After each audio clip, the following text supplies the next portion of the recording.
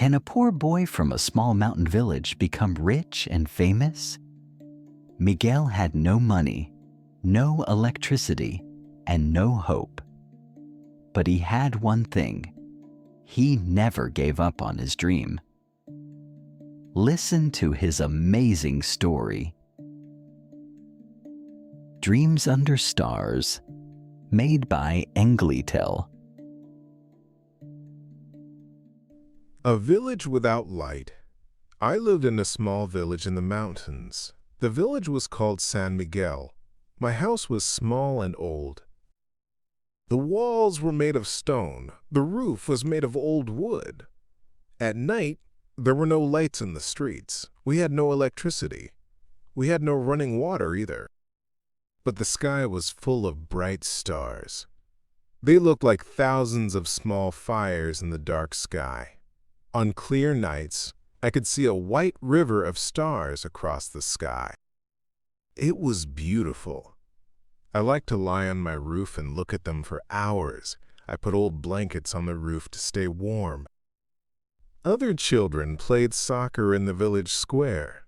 They told scary stories by the fire, but I wanted to watch the stars every night. My little sister Rosa always climbed up to find me. "What are you doing up here, Miguel?" she asked. "I am talking to the stars," I said. She laughed at me. "Stars cannot talk," she said. But I felt the stars were my friends. I wanted to know what they were. Why did they shine every night? Were there people living on them? My teacher said they were very far away. But how far? The old telescope.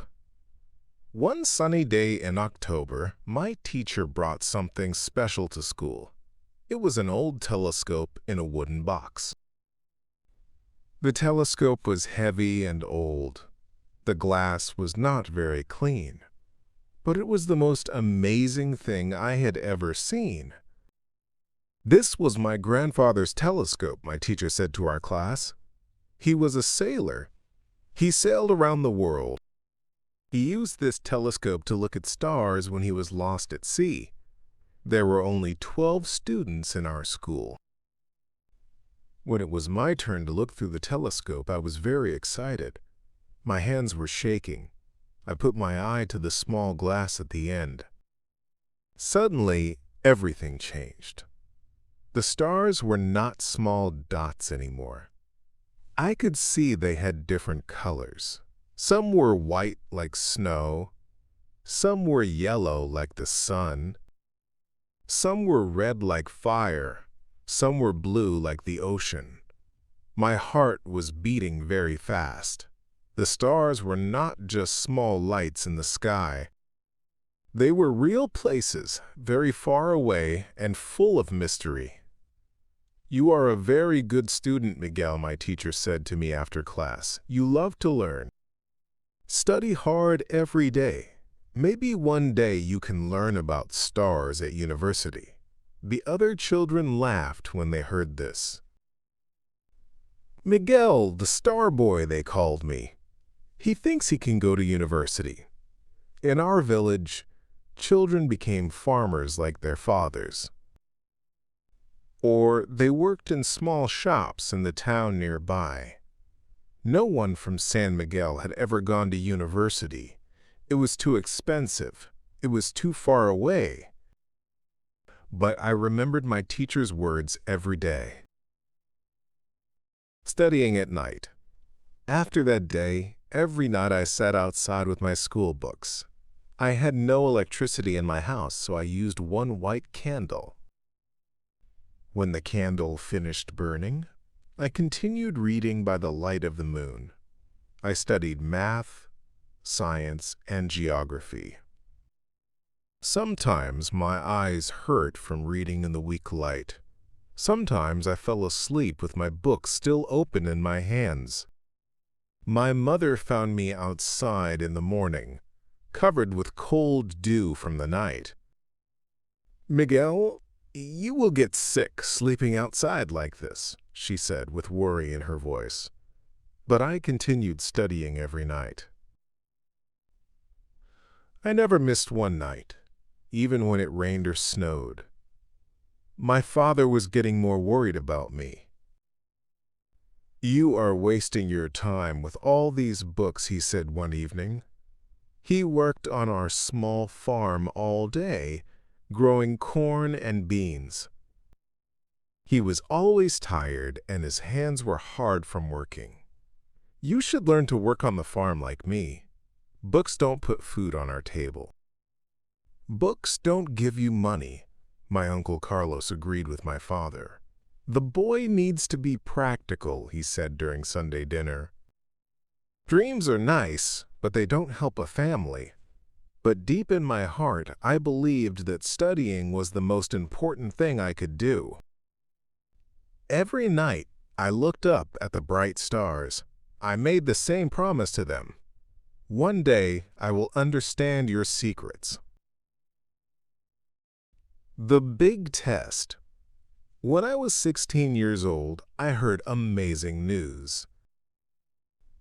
My teacher told me about a special test that happened once every year in the capital city. Students from all over the country could take this test. If you got a very high score, you could win a place at the National University. Everything would be free: the classes, the books, even a place to sleep and food to eat. The problem was that the capital city was 300 kilometers away from our village. The bus ticket cost a lot of money. My family was poor. We grew our own food and made our own clothes. We had almost no money for extra things. I asked my mother if I could somehow go to take the test. She looked at me for a long time without speaking. She saw how much this meant to me. Then she went to her bedroom and came back with a very small wooden box. Inside the box were her gold earrings and a silver necklace. These were gifts from her wedding day 20 years ago. They were the most valuable things she owned. "I will sell these tomorrow," she said with tears starting in her eyes. "Go to the city, my son. Show them how smart you are." The bus trip to the capital took 8 hours. I had never been so far from home before. The city was huge and loud and busy. There were tall buildings everywhere. There were thousands of cars and buses. There were more people walking on one street than lived in my whole village. I felt very small and scared. The night before the test, I could not sleep. I stayed in a cheap hotel near the test center. I was worried that I was not smart enough. I was worried that the other students knew more than me. On test day, I walked into a huge room. There were more than 500 students sitting at small desks. They had expensive pens and calculators. They wore nice clothes and glasses. Many of them talked about their private schools and their special teachers. I had my old school shirt that my mother had washed for me. I had one cheap plastic pen, but I also had something they did not have. I had spent every single night for 2 years studying under the stars. When they gave us the test papers, I forgot about my fear. I forgot about my cheap clothes. I wrote and wrote for 4 hours. I answered questions about mathematics, science, and language. I remembered every night I had spent with my books. I remembered every word I had learned by candlelight. My dream comes true. 3 weeks later, I went to the post office. "Any letter for me?" I asked the postmaster. He smiled and gave me a white envelope. My hands were shaking so much I could barely open the envelope. Inside was a letter with the official seal of the National University. I read the first line. "Congratulations, Miguel Santos. You scored in the top 10 students in the country. You have won a full place at our university to study astronomy and space science. I read the letter 3 times to make sure it was real. Then I ran home as fast as I could. I showed the letter to my parents. My mother started crying with happiness. Even my practical father smiled and put both arms around me. "I am proud of you, son," he said. "You never gave up on your dream." The night before leaving for university, I climbed up to my roof one more time. The stars looked exactly the same as always. But to me, they seemed much closer now. They were no longer impossible dreams. I whispered to them, "I kept my promise. I am coming to learn about you." University years. At university, I studied harder than I had ever studied before. I learned about planets, moons, and galaxies. I learned how stars are born from gas and dust. I learned how they live for millions of years and how they die. I learned about black holes that eat light. I learned about the Big Bang that created everything. The other students were smart, but I worked harder than all of them. While they went to parties or watched movies, I was in the library reading. While they slept late on weekends, I was doing extra math problems. After 4 years, I graduated with the highest grades in my class. The university gave me a special medal for being the best student. My career begins. After university, I got my first job at a research center. I earned more money in 1 month than my father earned in a whole year on the farm. I sent half of my salary home to my parents every month. I used big telescopes to study distant stars and galaxies. I discovered 3 new planets orbiting other stars. I wrote scientific papers that were published in famous magazines around the world. Other scientists began to know my name. After 5 years, I got a promotion. I became the director of the research center. My salary increased again. Now I earned 10 times more than before. Success and wealth. By the time I was 30, I had become famous in my field. I traveled to many countries to give talks about my discoveries. I worked with telescopes in Chile, Hawaii, and Spain. I met astronauts who had actually traveled to space in rockets. I wrote a book about stars for children. The book became very popular and sold millions of copies around the world. This made me even more money. With my earnings, I bought a beautiful big house in the city. It had electricity, running water, and even a swimming pool. I bought a car for myself and another car for my parents. I built a new house for them in the village, with all modern things. But the thing that made me happiest was helping other children from poor families. I created a fund to help smart children from mountain villages go to university. Every year, I gave money to 50 children so they could follow their dreams like I did. Returning home. Every year, I returned to San Miguel to visit my family and my old school. The village had changed a lot. Now there were electric lights in all the streets. There was running water in every house. Life was much better for everyone. But I always visited my old teacher, who was now very old.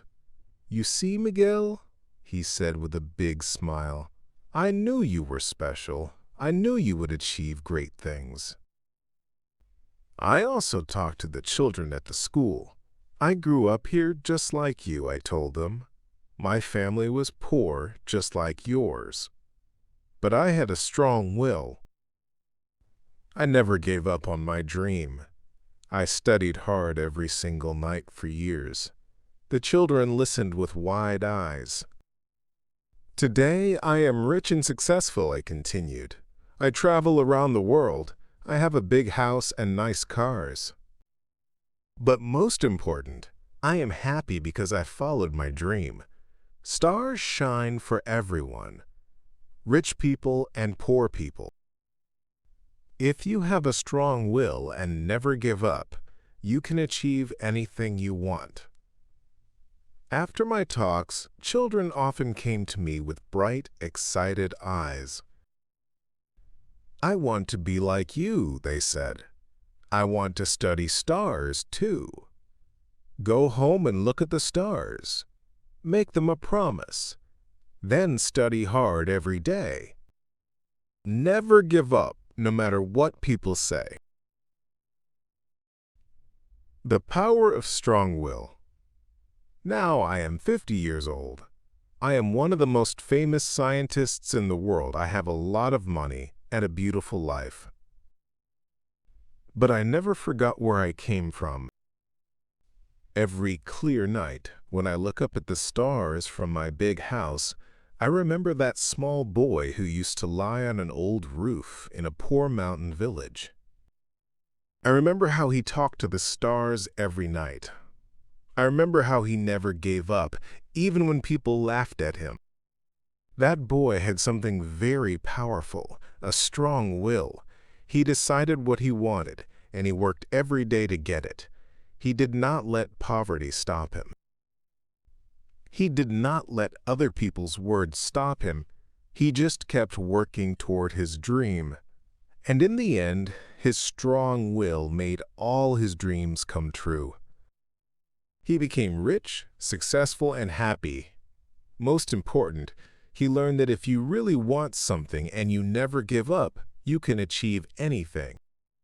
The stars still shine in the sky every night, and they still call to children who have big dreams and strong wills. Remember, if you never give up, you will get everything you want. All your dreams will come true. Thanks for listening.